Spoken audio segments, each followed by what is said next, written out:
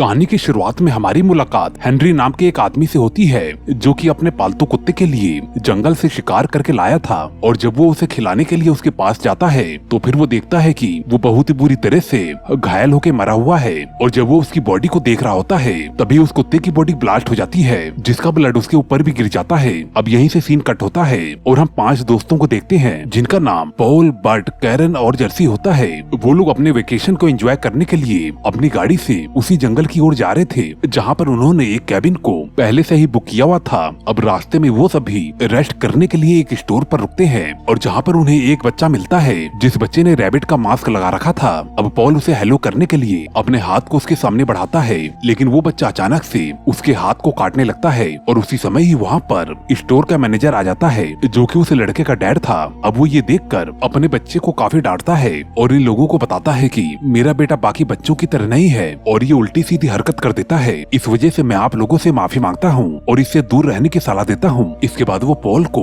अपने घाव को धोने के लिए कहता है। इस समय उसे वहाँ पर एक और आदमी मिलता है जो कि उन्हें अपने वीकेंड के बारे में बातें करते हुए सुनकर और कहता है कि तुम लोगों को अपने कैबिन में रहते समय काफी सावधानी रखनी होगी क्योंकि वो कैबिन जंगल के काफी अंदर है और इस समय वहाँ पर बहुत ही सारे इन्फेक्टेड लोग घूम रहे हैं जहाँ पर अजीब सी बीमारियां भी फैल रही हैं। अब कुछ समय बाद वो सभी कैबिन पर पहुँच जाते हैं और अपने कैबिन को देखकर बहुत ही ज्यादा खुश होते हैं। लेकिन वो लोग चेक करते हैं तो वहाँ पर नेटवर्क बिल्कुल भी नहीं होता। इस वजह से बर्ट काफी ज्यादा परेशान हो जाता है और क्योंकि इस वजह से वो वहाँ पर वीडियो गेम भी नहीं खेल पा रहा था। इधर हम पॉल को देखते हैं जो कि बाहर खड़ी कैरन के पास जाता है और उससे अपने फोन के इंटरनेट के बारे में पूछता है और फिर वो बताती है कि यहाँ पर इंटरनेट काफी ज्यादा स्लो चल रहा है लेकिन फिर भी मैं अपने सोशल मीडिया पर फोटोज को अपलोड कर सकती हूँ। इसके बाद वो दोनों पास के ही तालाब में स्विमिंग करने लगते हैं और थोड़ी देर बाद बाहर आकर एक दूसरे से रोमांटिक बातें भी करते हैं। अब दूसरी ओर हम बर्ट को देखते हैं जो कि काफी ज्यादा बोर हो रहा था और जिस वजह से वो जंगल में अपने गन को लेकर मौज मस्ती करने चला जाता है। वो अपने वीडियो गेम की तरह वहाँ पर एंजॉय कर रहा होता है और तभी वो सामने से आ रहे एक आदमी को गलती से शूट कर देता है, बल्कि वो आदमी कोई और नहीं बल्कि वही डॉग ऑनर हेनरी होता है। अपने डॉग के ब्लड की वजह से अब वो भी पूरी तरह से इन्फेक्टेड हो चुका था। हालांकि वो बर्ट से हेल्प मांगने के लिए उसके पास आता है लेकिन बर्ट उसे डराकर अपने से दूर रहने के लिए कहता है लेकिन हेनरी बार बार उससे हेल्प मांग रहा था। इस वजह से वो काफी ज्यादा डर जाता है और वहाँ से भाग जाता है और वापस से कैबिन पर आ जाता है और अपने साथ हुए इस हादसे के बारे में वो किसी से भी कुछ भी नहीं बताता है। अब रात के समय वो सभी बातें करते समय आग सेक रहे होते हैं और तभी वहाँ पर एक कनोर नाम का आदमी आता है और जिसके साथ एक कुत्ता भी होता है। वो आदमी सभी से पूछता है कि क्या मैं आप सभी के साथ यहाँ पर बैठ सकता हूँ, लेकिन वो सभी लोग उसे वहाँ से चले जाने के लिए कहते हैं लेकिन वो उन लोगों को नशे का लालच देखकर वहीं पर ही बैठ जाता है। अब वो सभी वहाँ पर कुछ देर तक बातें करने लगते हैं और तभी कॉनोर उन्हें चैलेंज देता है जब तक वो इस जंगल में रहेंगे उन्हें पानी की जगह सिर्फ बियर पीना पड़ेगा। अब ये चैलेंज सभी को पसंद आता है, इस वजह से उसके चैलेंज को सभी एक्सेप्ट करते हैं। अब इसके बाद वहाँ पर मौसम काफी ज्यादा खराब हो जाता है,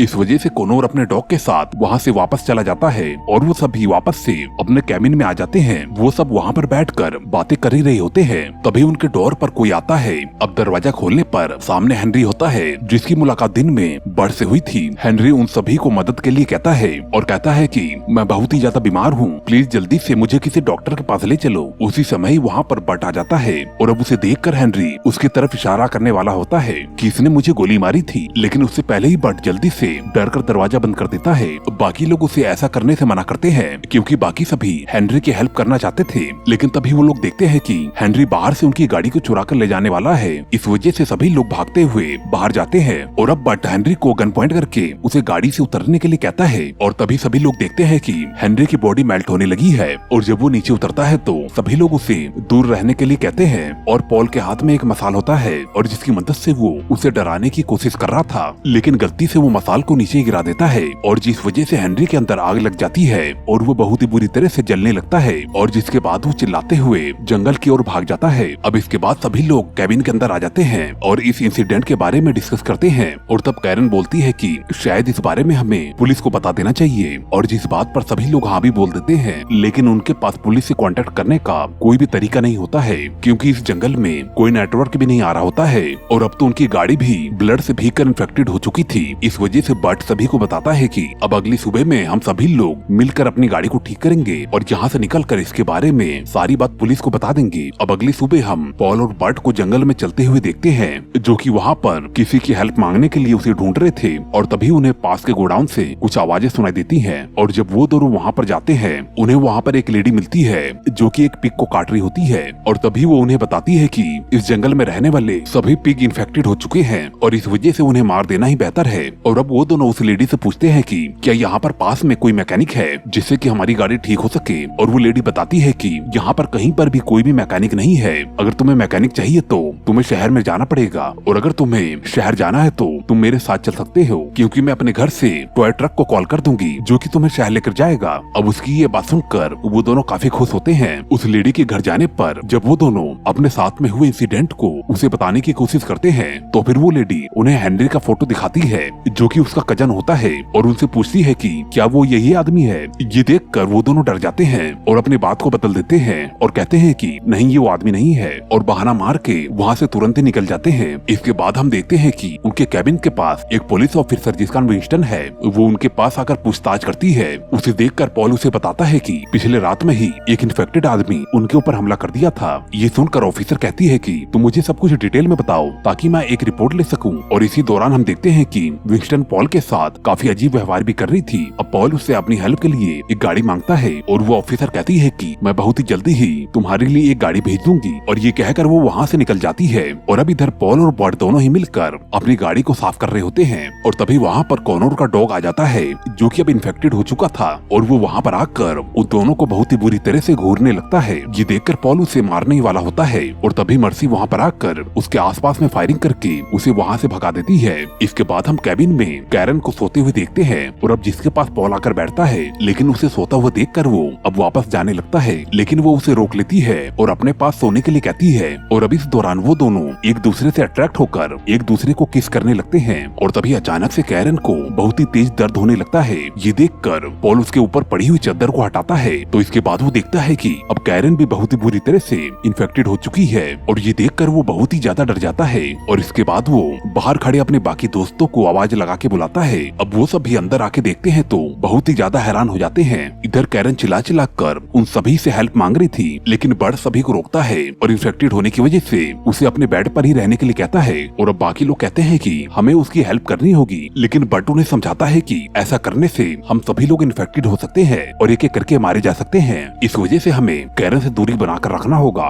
अब इसके बाद वो सभी एक दूसरे की बॉडी को चेक करते हैं कि कहीं वो भी इन्फेक्टेड तो नहीं हो रहे हैं और साथ ही अब कैरन को एक सेपरेट रूम में भेज दिया जाता है ताकि उसके अलावा कोई और भी इन्फेक्टेड ना हो सके। अब इसके बाद वो सभी डिसाइड करते हैं कि वो सभी लोग अलग अलग ही सोएंगे और अलग ही खाएंगे भी, क्योंकि ऐसा करने से वो सभी एक साथ इन्फेक्टेड नहीं होंगे और ताकि मुसीबत के समय भी वो सभी एक दूसरे की मदद कर सकें। और अब तभी वहाँ पर फिर से कॉनोर का डॉग आ जाता है जो कि अब पहले से भी ज्यादा घायल हो चुका था और वो बाहर से कैनर के रूम के डोर को खोलने की कोशिश करने लगता है। अब ये देखकर बाकी लोग उसे वहाँ से हटाने के लिए बाहर जाते हैं। अब इसके बाद बाहर जाने पर उन्हें वो कुत्ता कहीं भी नजर नहीं आता क्योंकि असल में उस कुत्ते की बॉडी वहीं पर ही फट कर मेल्ट हो जाती है। अब अगले सुबह में बर्ट अपनी गाड़ी को स्टार्ट करता है और बाकी लोग घायल कैरन को गाड़ी के अंदर लाने की कोशिश कर रहे थे, लेकिन उसी समय हम देखते हैं कि बर्ट को वॉमिटिंग होने लगती है और हमें अब मालूम चलता है कि वो भी अब इन्फेक्टेड हो चुका है। बर्ट डर जाता है और बाकी लोगों को इसके बारे में कुछ भी नहीं बताता। और जब वो सभी कैरन को गाड़ी में बैठा रहे थे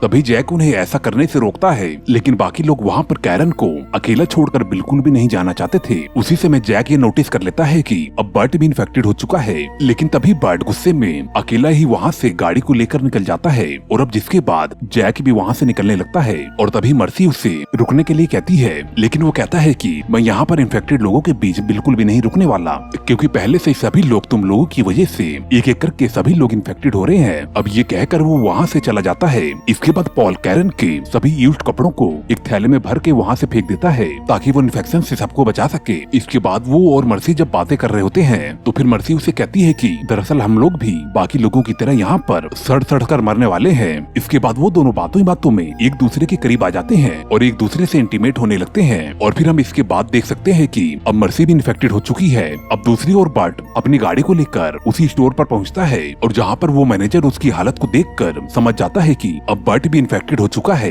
बर्ट उसे डॉक्टर को कॉल करने की रिक्वेस्ट करता है और मैनेजर उसकी बात को मानकर अंदर जाता है, लेकिन तभी वहाँ पर बैठा हुआ बच्चा बर्ट के हाथ में काट लेता है। अब ये देखकर उसका डैड बहुत ही ज्यादा गुस्सा हो जाता है क्योंकि पहले से ही उसका एक बेटा मारा जा चुका था। अब इसके बाद वो बर्ट को मारने के लिए अंदर से गन मंगवाता है। अब ये देखकर बर्ट काफी काफी ज्यादा डर जाता है और गाड़ी को स्टार्ट करके तुरंत ही वहाँ से भाग निकलता है। इसके बाद मैनेजर अपने साथी को कहता है कि इसके सभी साथी इन्फेक्टेड हो चुके हैं और इस वजह से हमें इन लोगों को तुरंत ही मार देना चाहिए। इसके बाद वो लोग बर्ड को मारने के लिए उसका पीछा करने लगते हैं। वो लोग काफी देर तक बर्ड का पीछा कर रहे थे और अब जिस वजह से बर्ड अपनी गाड़ी को एक जगह पर रोककर जंगल के अंदर भाग जाता है। अब इधर कैबिन में हम मर्सी को देखते हैं जो कि बाथटब में नहा रही होती है और हम देखते हैं कि उसकी बॉडी में धीरे धीरे पूरी तरह इन्फेक्शन फैल रहा था और अब जिसके बाद वो अपने पैरों के हेयर को रिमूव कर रही थी और तभी उसकी स्किन उखड़ने लगती है और जिसे देखकर वो बहुत ही तेज चिल्लाने लगती है। वहीं पर इस समय पॉल तालाब के किनारे खड़ा था और तभी अचानक से तालाब से निकलकर हेनरी उसके ऊपर अटैक कर देता है और वो दोनों ही तालाब के अंदर फाइट करने लगते हैं। लेकिन अंत में पॉल हेनरी को पानी में डुबाकर मारने में कामयाब हो जाता है। इधर मर्सी की पूरी बॉडी से ब्लीडिंग होने लगती है। इस वजह से वो बाहर जाकर मदद के लिए चिल्लाने लगती है और उसी समय वहाँ पर वो इन्फेक्टेड डॉग भी आ जाता है जो कि अब उसके ऊपर बहुत ही बुरी तरह से अटैक कर देता है और जिस वजह से उसके चीखने की आवाज को पॉल सुन लेता है और वो भागते हुए वहाँ पर पहुँचता है। लेकिन जब तक वो देखता है कि उस डॉग ने मर्सी की पूरी बॉडी के टुकड़े टुकड़े कर दिए हैं और उसी समय ही कैरन की चीखें सुनाई देती है। इस वजह से वो गन को लेकर उसके पास जाता है तो फिर वो देखता है कि वो कुत्ता उसे भी काट रहा है। तो फिर पॉल उस डॉग को शूट करके उसे मार देता है। तो फिर कैरन उसे खुद को भी मारने के लिए कहती है लेकिन पॉल ऐसा करने से मना कर देता है। लेकिन जब उसे एहसास होता है कि कैरन जिंदा रहकर बहुत ही ज्यादा तड़प रही है तो फिर वो उसे मारने के लिए तैयार हो जाता है। लेकिन जब वो गोली चलाता है तो वो देखता है कि गन अब काम नहीं कर रही है और अब इस वजह से वो एक कुदाली से उसे मारने की कोशिश करता है लेकिन वो ऐसा नहीं कर पाता और अब जिस वजह से वो उसके ऊपर फ्यूल डालकर उसे आग लगा देता है। अब जिस वजह से कैरन बहुत ही बुरी तरह से मारी जाती है। ये सब सीन देखकर पॉल बहुत ही ज्यादा दुखी हो जाता है। अब उसी समय ही उसे वहाँ पर बर्ट मिलता है जो कि बताता है कि मैनेजर और उसके आदमी हमें मारने के लिए आ रहे हैं और तभी ये बोलते ही कोई उसकी खोपड़ी को अपने शॉटगन से उड़ा देता है और हम देखते हैं वो मैनेजर होता है जो कि अपने साथियों के साथ वहाँ पर पहुँच चुका था। अब उन्हें देखकर पॉल अपनी गन को चलाने की कोशिश करता है लेकिन उसकी गन नहीं चलती, उसकी गन जाम थी। लेकिन तभी मैनेजर का साथी उसे चिढ़ाने लगता है और कहता है कि इससे पहले हम तुम्हें मार देंगे। लेकिन तभी पॉल अपनी गन को फिर से चेक करता है और इसी के साथ ही उसकी गन स्टार्ट हो जाती है और जिसकी वजह से वो एक एक करके तीनों को मार देता है और अब जिसके बाद वो उनकी गाड़ी को लेकर वहाँ से निकलने लगता है। लेकिन तभी उसे मालूम चलता है कि अब वो इन्फेक्टेड होता चला जा रहा है। इस बात से उसका ध्यान भटक जाता है और उसकी गाड़ी एक पेड़ से जाकर क्रैश हो जाती है। लेकिन पॉल गाड़ी से बाहर निकलकर जंगल की ओर भागने लगता है और जहाँ पर वो कुछ दूर तक आगे जाने पर एक कैंप तक पहुँचता है। वहाँ पर उसे पुलिस ऑफिसर विंस्टन दिखाई देती है। अब पॉल उसे गुस्सा होता है और कहता है कि आखिर तुमने हमारी मदद के लिए गाड़ी क्यों नहीं भेजी। इस बात पर विंस्टन उसे रिलैक्स होकर बात करने के लिए कहती है और उसी समय ही विंस्टन के रेडियो पर एक मैसेज आता है और वो मैसेज बताता है कि इसी जंगल के कैबिन में कुछ लड़के मौजूद हैं जो कि बहुत ही बुरी तरह से इन्फेक्टेड हो चुके हैं। अगर उन्हें जल्दी से जल्दी न मारा गया तो वो हर किसी को इन्फेक्टेड कर सकते हैं और उन्हें जहाँ पर भी देखा जाए उन्हें तुरंत ही गोली मार दिया जाए और क्योंकि उनके पास वेपन भी है और जिस वजह से वो बहुत ही ज्यादा हिंसक भी हो चुके हैं। ये सुनते ही ऑफिसर पॉल के ऊपर गन तान देती है और उसे दूर रहने के लिए कहती है मगर पॉल उसे कहता है कि ये सभी कुछ तुम्हारी वजह से हुआ है और अब तुम्हें ही मुझे कुछ रास्ता दिखाना होगा। वो विंस्टन को उसकी हेल्प करने की रिक्वेस्ट करता है और जिस बात पर वो मान जाती है और उसे जंगल के रास्ते से एक शॉर्टकट रास्ता बताती है और कहती है कि तुम्हें यहीं से मेन रोड मिल जाएगा। अब पॉल उसके बताए हुए रास्ते के अकॉर्डिंग निकल जाता है लेकिन कुछ दूर आगे जाने के बाद उसे एहसास होता है कि ये जंगल बहुत ही बड़ा है और विंस्टन ने उसके साथ धोखा कर दिया और अब इस वजह से वो इस जंगल में बहुत ही बुरी तरह से फंस चुका था। अब अगले दिन हम देखते हैं कि जैक फिर से उस कैबिन के पास पहुंचता है और वहाँ पर अपने मरे हुए दोस्तों को देखकर बहुत ही ज्यादा अफसोस जताता है और साथ में हंसने भी लगता है और तभी अचानक से उसकी हंसी थम जाती है क्योंकि अब वो देखता है कि वो भी अब इन्फेक्टेड हो चुका है और अब उसी समय ही ऑफिसर विंस्टन वहाँ पर आकर उसे शूट करके मार देती है। और इधर हम पॉल को देखते हैं जो कि रात भर जंगल में पड़ा हुआ रहने की वजह से अब मारा जा चुका था और इधर हम देखते हैं कि कैबिन में एम्बुलेंस और पुलिस की टीम आती है जो कि सावधानी पूर्वक उनके डेड बॉडी को लेकर चली जाती है। और मूवी के आखिरी सीन में हम एक लड़की को देखते हैं जो कि कैबिन के फोटोज को देख रही थी और उन्हें देखकर वो काफी ज्यादा डर जाती है और इस वजह से वो वहाँ से चली जाती है। और दोस्तों यहीं पर ही ये मूवी एंड हो जाती है। दोस्तों आपको ये कहानी कैसी लगी हमें कमेंट करके जरूर बताएं और ऐसी ही और भी वीडियो पाने के लिए चैनल को सब्सक्राइब करके मुझे अपना सपोर्ट जरूर करें।